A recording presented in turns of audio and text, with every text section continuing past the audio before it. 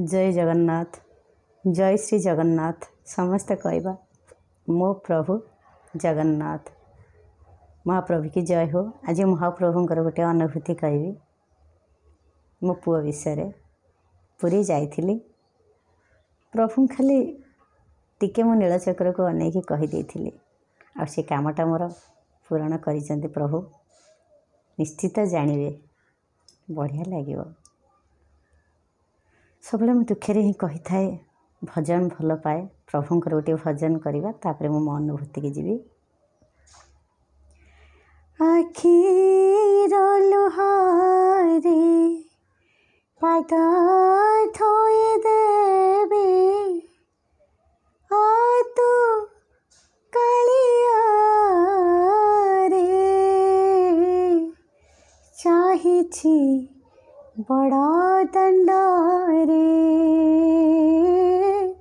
चाहिछि बड़ा दंड रे आखिर लुहारे पाद धोई देवी आ तू कालिया रे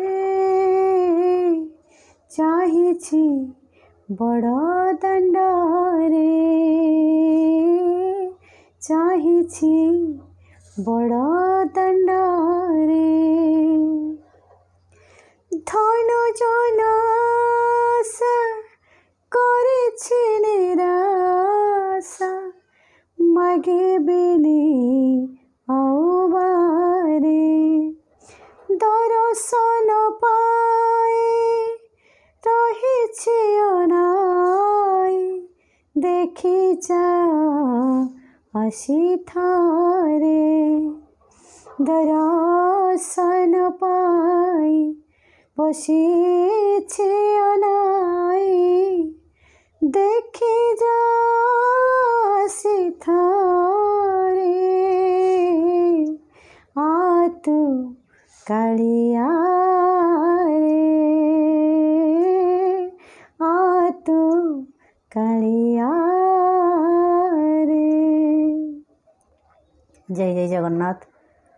मो पुओ विषय कहूँ।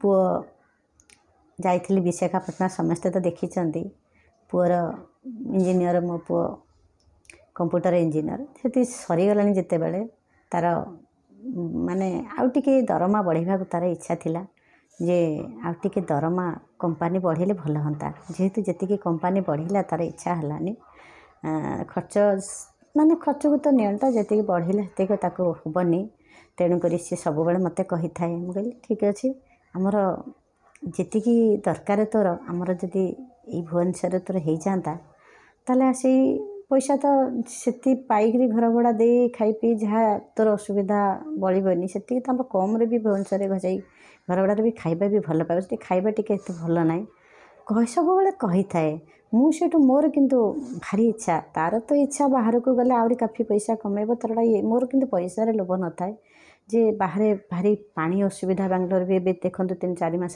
पानी असुविधा आउ सब खाइबा भी जहाँ निजे बहुत पैसा किंतु खाइबाटा टिके टेस्ट नाई एमती भितर सब कही था माँ मन तो सब कष्ट लगी था। मु महाप्रभु को जाइली श्रीक्षेत्र महाप्रभु को जन के आसी आउ महाप्रभु पाखे नृसिंह महाप्रभु अच्छा तांको टिके भी मु मानसिक करके आसती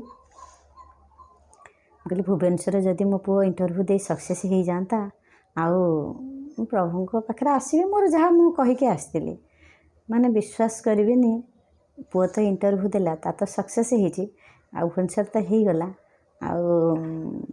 आपर घर प्रोब्लेम सांगे सांगे घर मिलवा 8 दिन है घर पाई आपको फोन कर ताको फोन कर घर टिके सडन मिलवा टे कष्ट है मु खाली शुणु थाए से माने फोन करू था मु किंतु मोर मन मने महाप्रभुंर जगन्नाथ चैनल सब चलता है महाप्रभु खाली जन देवी प्रभु टे आपण कर दिंतेनि किंतु प्रभु सब ता डायरेक्ट कथा हेनी भितर कहीं व्यस्त हो ठीक समय तो पुओ रहिले गला कहीं व्यस्त हो थर टे कहलु कौन है माने महाप्रभु आमर एमिति भावर ठाकुर तांको बेसी डाकिबा दरकार नहीं ଖାଲି ତାଙ୍କ ଭାବରେ ଟିକେ ତଲ୍ଲୀନ ହେବା ଦରକାର, ତାଙ୍କ ପ୍ରେମରେ ଟିକେ ବୁଡ଼ିଯିବା ଦରକାର। ଆଉ ଦୁଇ ଟୋପା ଆଖିରୁ ଆପଣ ଲୁହ ବୋହିଦେବେ, ଜମା ମୋ ମହାପ୍ରଭୁ ସହିପାରିବେନି। ମୁଁ ବିଶ୍ୱାସ କର, ମୁଁ ସବୁବେଳେ ହିଁ ପରୀକ୍ଷା କରିଥାଏ। ଆଉ ସବୁବେଳେ ତ ଭଜନ ମାଧ୍ୟମରେ ମୁଁ ମୋ ପ୍ରଭୁଙ୍କୁ ଅନୁଭବ କରିଥାଏ ଯେ ମୋ ପ୍ରଭୁ ଯେମିତି ମୋ ପାଖରେ ଅଛନ୍ତି।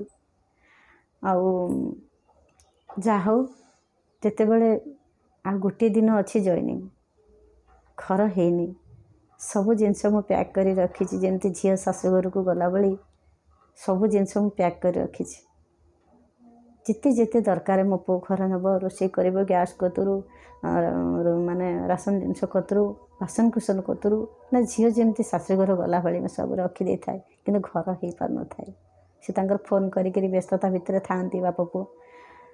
ଯାହା ହଉ, ମହାପ୍ରଭୁଙ୍କୁ ଖାଲି ମୋ ଅନ୍ତରରେ ମୁଁ ଡାକି ଦେଇଥିଲି, ପ୍ରଭୁ ମୁଁ ଜାଣେ ଆପଣ ଠିକ୍ ସମୟରେ ନିଶ୍ଚିତ ମୋ ଦୁଃଖ ଦୂର କରିବେ, ନିଶ୍ଚିତ ମୋ ପୁଅକୁ ରୁମ୍ଟିଏ କରେଇଦେବେ। ପୂଜା କଲାବେଳେ ବି କହିଦେଇଥିଲି, କାଳିଆ ଠାକୁର ମୁଁ କିଛି ମାଗେନି, କିନ୍ତୁ ହଠାତ୍ ଜଏନ୍ କରିବ, ତାପରେ ପୁଣି ଏତେ ବାଟ ଘରକୁ ଫେରିବା, ଟ୍ରେନ୍ କେତେବେଳେ ଟାଇମ୍ ଡେରି ହେଇଯାଉଥିବ, କ'ଣ କରୁଥିବ, ଯାଇ ଆସିକି ତ କରିପାରିବନି। କିନ୍ତୁ ତାଙ୍କର HR କହିଥିଲେ ଯେ ତୁମେ ଘରେ ରହିକିରି ତୁମେ କରିପାରିବ। ମୁଁ ସେଟାକୁ ଟିକେ ଠିକ୍ ଭାବିଲିନି। କରିବ କିଛି ନାହିଁ, କିନ୍ତୁ ପ୍ରଥମ ଜଏନ୍ଟା ଯଦି ଅଫିସରେ ଯାଇକି ନ କରିବ ତାହେଲେ ସେ ମଙ୍ଗଳମୟ ନୁହେଁ। ଆମେ ଭଗବାନ କହିଛନ୍ତି ଯେ କର୍ମ ତ ଆମେ ନିହାତି କରିବା, ୱାର୍କ ଇଜ୍ ୱାର୍କସିପ୍। ତାପରେ ଘରେ ପ୍ରଥମ ଜଏନ୍ଟା କରିକି ଆସିଲା ପରେ ହୁଏତ ତୁମର ଅସୁବିଧା ହେଲା, ତୁମେ ଘରେ ପ୍ରୋଜେକ୍ଟ କର କି ଯାହା କର, କିନ୍ତୁ ମୁଁ ଭାବିଲି, ପୁଅକୁ କହିଲେ ନା, ତୋତେ ପ୍ରଥମ ଜଏନ୍ କରିବାକୁ ପଡ଼ିବ। ସେଦିନଟା ମିସ୍ କରନା, କାରଣ ଗୋଟେ ଜିନିଷ ତୁମେ ତାରିଖ ଫିକ୍ସ ହେଇଯାଇଥାଏ, ଗୋଟେ ଶୁଭ କାମ, ଯଦି ସେଇଦିନ ଆପଣଙ୍କର କିଛି ବି ଅନ୍ୟାୟ ହେଲା, ଯାହା ହେଲା, ନିଶ୍ଚିତ ଗୋଟେ ବିଘ୍ନ ଘଟିବ, ସେ କାମଟା ବନ୍ଦ ହେଇଯାଇଥାଏ। ତାପରେ ଆପଣ ଯେତେ କରନ୍ତୁ ଶାନ୍ତି ଲାଗେନି। ତେଣୁକରି ସବୁ କଥାରେ ମୁଁ ବାସ୍ତୁକୁ ଭଲ ପାଏ। ଆଉ ଚାରା ବିଚାରା ଠାକୁରଙ୍କର ପୂଜା କାମ ହେଉ, ମୋ ପୁଅକୁ ସଂସାରକୁ ବି ସେଇଆ ଭାବେ। ପୁଅକୁ କହିଥିଲି, ବାପା ପ୍ରଥମ ଜଏନ୍ଟା ତୁ ସେଇଦିନ କରିସାର, ତେଣିକି ଦେଖିବା। ଘର ତ ପ୍ରୋବ୍ଲେମ୍ ହେଇଛି, ପ୍ରଭୁଙ୍କୁ ତ ଜଣେଇଛି। ବିଶ୍ୱାସ କରିବେନି, ରାତି ପାଇଲେ ମୋ ପୁଅ ଯିବ। କିନ୍ତୁ ସେଇ ରାତିରେ HR ଫୋନ୍ କରିକିରି କହିଲେ ଯେ ତୁମ ପାଇଁ ମୁଁ ରୁମ୍ ଗୋଟିଏ ପିଲାକୁ କହି ଠିକ୍ କରିଦେଇଛି, ଆପଣ କିଛି ଜିନିଷ ଅଳ୍ପ ଆଣିକି ଆସନ୍ତୁ, ତାପରେ ଆପଣ ସବୁ ଜିନିଷ ଆଣିବେ। କାରଣ ପୁଅ ଇଣ୍ଟରଭ୍ୟୁରେ ଭଲ ଦେଇଥିଲା, ସେ ବହୁତ ଖୁସି ହେଇଛନ୍ତି। ତେଣୁକରି HR ନିଜେ ତାଙ୍କ ତରଫରୁ ରୁମ୍ ଠିକ୍ କରିକିରି ସିଏ କହିଲେ, ଏଠି ମହାପ୍ରଭୁ କରେଇଲେ ନା ଆଉ କିଏ କରେଇଲା? ଆପଣ ନିଜେ କୁହନ୍ତୁ। ରାତି ପାଇଲେ ମୋ ପୁଅ ଯିବ, ମାନେ ଦିନମାନ ଶୋଇନି, ମୁଁ ବି ଶୋଇନି, ଜଏନିଂ କରିବ, କିନ୍ତୁ ରୁମ୍ ମିଳୁନି। ଯାହା ହଉ, ମହାପ୍ରଭୁ ତୁରନ୍ତ ଏମିତି ସମୟରେ ମହାପ୍ରଭୁ ସାହାଯ୍ୟ କରିବେ, ଆପଣ ବିଶ୍ୱାସ କରିବେନି। ଯେତେବେଳେ ଆପଣଙ୍କର କିଛି ଦୁଃଖ ଆସିଛି, ଦୁଃଖ ସମୟ ପଡ଼ିଛି, ସେତେବେଳେ ପ୍ରଭୁଙ୍କର ନାଁ ଟିକେ ଖାଲି ନେଇଯିବେ।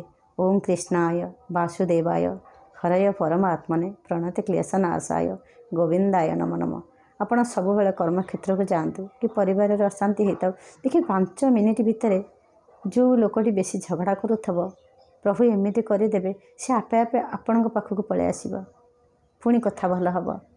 ଏ ଶ୍ଲୋକର ଶରୀର ରୋଗ ଛାଡ଼ିଯାଏ। ବଢ଼ିଆ ଶ୍ଲୋକଟି, ସବୁବେଳେ ଆପଣମାନେ କରନ୍ତୁ। ମୋ ମହାପ୍ରଭୁଙ୍କର ବଢ଼ିଆ ଅନୁଭୂତି ଆହୁରି ବି ଅଛି। କିନ୍ତୁ ସାଙ୍ଗେ ସାଙ୍ଗେ ଏ ଅନୁଭୂତିଟା ମୋ ପ୍ରଭୁଙ୍କୁ ଡାକି ଦେଇ ଆସିଥିଲି। 8 ଦିନ ଭିତରେ ମୋ ପ୍ରଭୁ ବିଶାଖାପଟଣାରୁ ମୋ ପୁଅକୁ ଭୁବନେଶ୍ୱର ଆଣିଲେ, ଆଉ ଇଣ୍ଟରଭ୍ୟୁରେ ସକ୍ସେସ୍ ହେଇଛି, ଆଉ ରୁମ୍ ବି କରେଇଦେଲେ। ଆଉ କ'ଣ ଡାକିବି? ମୁଁ କେବେ ଏତେ ମାଗେନି ପ୍ରଭୁଙ୍କୁ, କିନ୍ତୁ ଯେତେବେଳେ ଅଧିକା ଟିକେ ମାନେ ଭାଙ୍ଗି ପଡ଼ୁଥିବେ, ମୁଁ ଖାଲି ପ୍ରଭୁଙ୍କୁ ଖାଲି ଟିକେ ଜଣେଇଦିଏ, ପ୍ରଭୁ ବ୍ୟସ୍ତତା ଭିତରେ ଅଛନ୍ତି, ଆପଣ ତ ଦେଇଛନ୍ତି, ଆପଣ ରକ୍ଷା କରିବେ, ସବୁ ତ ଆପଣଙ୍କର। ସମର୍ପଣ ଖାଲି ହେଇଯାଏ, ଆଉ କିଛି ନାହିଁ। ଖାଲି ମାନେ ଥିରି ଖାଲି ମୁଁ ପ୍ରଭୁଙ୍କ କାନ ପାଖରେ କହିଦେଇଥାଏ, କାମ ମୋର ସବୁ ପ୍ରଭୁ କରିଦେଇଥାନ୍ତି। ଆଉ ମୁଁ ବେଶୀ ଡାକେଇନି କି ବେଶୀ କାନ୍ଦେଇନି, ପଦୁଟିଏ ଖାଲି ଥରୁଟିଏ କହିଦେବି, 2 ଟୋପା ଲୁହ ଝାଡ଼ିଦେବି, ବାସ୍, ପଛିପାଛି ପୁଣି ଖୁସ୍। ଆଉ ବସିକିରି ଘଣ୍ଟା ଘଣ୍ଟା କାନ୍ଦେଇନି, ଆଖି ଫୁଲାଇନି, କାରଣ ପ୍ରଭୁ ଅନ୍ତର୍ଯାମୀ, ଅନ୍ତରର ହୃଦୟର କଥା ସେ ସବୁ ଜାଣନ୍ତି। ଜୟ ଜଗନ୍ନାଥ, ଜୟ ଜଗନ୍ନାଥ।